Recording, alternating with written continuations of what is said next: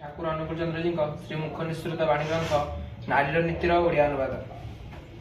ସନ୍ତୋଷର ସୁଖ ନିଜର ପ୍ରୟୋଜନକୁ ନ ବଢ଼ାଇ ମାନ ଯଶର ଆକାଂକ୍ଷା ନ କରି ସେବା ତତ୍ପର ରହି ସର୍ବଦା ସନ୍ତୁଷ୍ଟ ରହିବାକୁ ଚରିତ୍ରଗତ କରିନିଅ। ସୁଖ ତୁମକୁ କୌଣସି ମତେ ତ୍ୟାଗ କରିବ ନାହିଁ। ବାଣୀ ସଂଖ୍ୟା 13। परमदयाल परम प्रेममय श्री श्री ठाकुर अनुकूल चंद्र श्रीमुख निश्चित बाणी ग्रंथ शाश्वती ओडिया अनुवाद पाठ।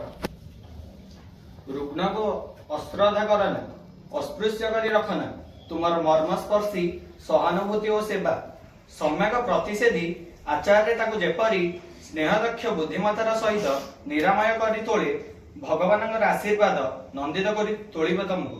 बाणी संख्या 148।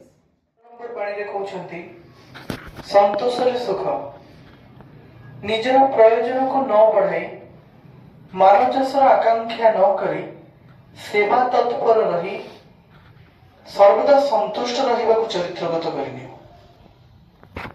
जे निजर प्रयोजन को न बढ़ाई कोठी मते मान सम्मान मिलिबो, कोठी मते जस प्रतिष्ठा मिलिबो, तार आकांक्षा को न करी सर्वदा सेवा तत्पर रहैक पड़िबो। समस्त को सेवा करिवि, मते मान सम्मान मिलू बा न मिलू, मते जस मिलू बा न मिलू, सेथिरे जानिबार किछि दरकार नै। सेवा तत्पर रहिबि, केतेबेले समस्त को मो सेवा करि परिबि। नारी मानन को कह जाउची जे निजर प्रयोजन को तमे बढ़ाओ नाही।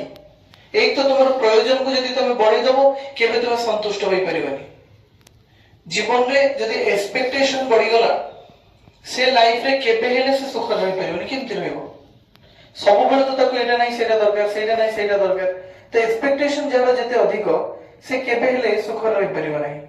काना चाहिबाटा न पाइबा ही दुख ठाकुर कहिथिले सत्यानुसरण रे। तेणुकर निजर प्रयोजन को बढ़ाइबा पई ठाकुर मना करूछंती। जेते प्रयोजन बढ़ाइबो सेते चाहिदा तमर बड़ी बड़ी चलिबो। आ जते चाहिबो सेटा न मिलिबो से दुख कष्ट रे जीवन विध्वस्त होई जिवो।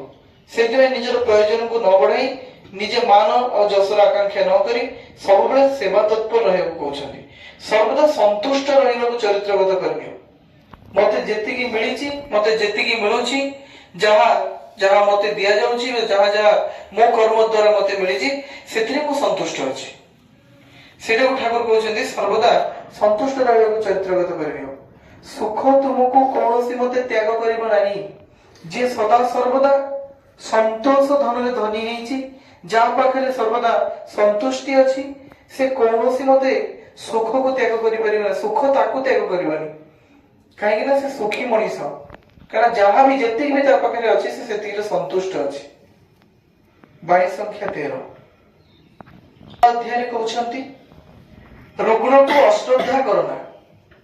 जे रुग्ण लोक, जे रोगी लोक ताको अश्रद्धा कर नाही, अस्पृश्य करी रखना। ताको अस्पृश्य भाबरे जेंति ताको छुई होबनी, ता पाखକୁ जाई होबनी, एमति करी रख नाही। तुम्हारा मर्मस्पर्शी सहानुभूति और सेवा, तुम्हें जो मर्मस्पर्शी तुम्हारा जो भीतर थिबा सहानुभूति, तुम भीतर थिबा लव अफेक्शन जो टचटा, से टचटा जेतेबेले मिलिबो सेतेबेले कोन करिवो?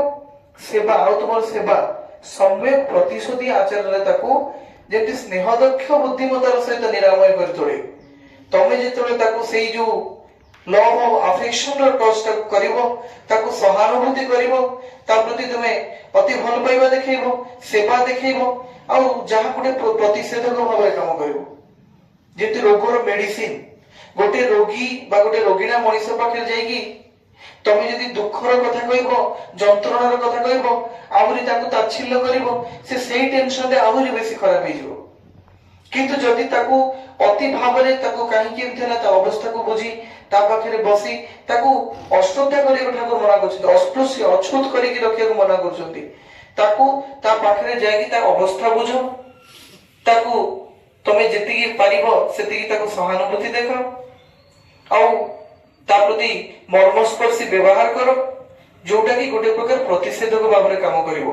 आउ स्नेहदक्ष बुद्धिमतार सहित ताको जेमति निरामय कर तोड़े। से लोकटा को रोगरु मुक्ति मिल जाए, काहे कि ना से तुम पाखरु आश्वासन पाउछि जे तमे जल्दी ठीक हे जिवो, तमे काई चिंता करूछो, मु तुम पाखरे अछि, ठाकुर अछंती, माने बहुत कथा अछि। तो जोटा कि स्नेह दक्ष बुद्धिमता ସ୍ନେହ, ତମ ଭିତରେ ସ୍ନେହର ଗୋଟେ ଦକ୍ଷତା ରହିବା ଦରକାର, ବୁଦ୍ଧିମତା ରହିବା ଦରକାର ଯେ ଏଇ ରୋଗୀଟାକୁ ବା ରୋଗା ଲୋକଟାକୁ ମୁଁ କେମିତି ସୁସ୍ଥ କରିବି। ଭଗବାନଙ୍କର ଆଶୀର୍ବାଦ ନନ୍ଦିତ କରି ତୋଳିବ ତୁମକୁ, ଭଗବାନଙ୍କ ଆଶୀର୍ବାଦ ତୁମକୁ ନନ୍ଦିତ କରି ତୋଳିବ, କାହିଁକି ନା ତୁମେ ସେବା କରୁଛ। ବାଣୀ ସଂଖ୍ୟା 148।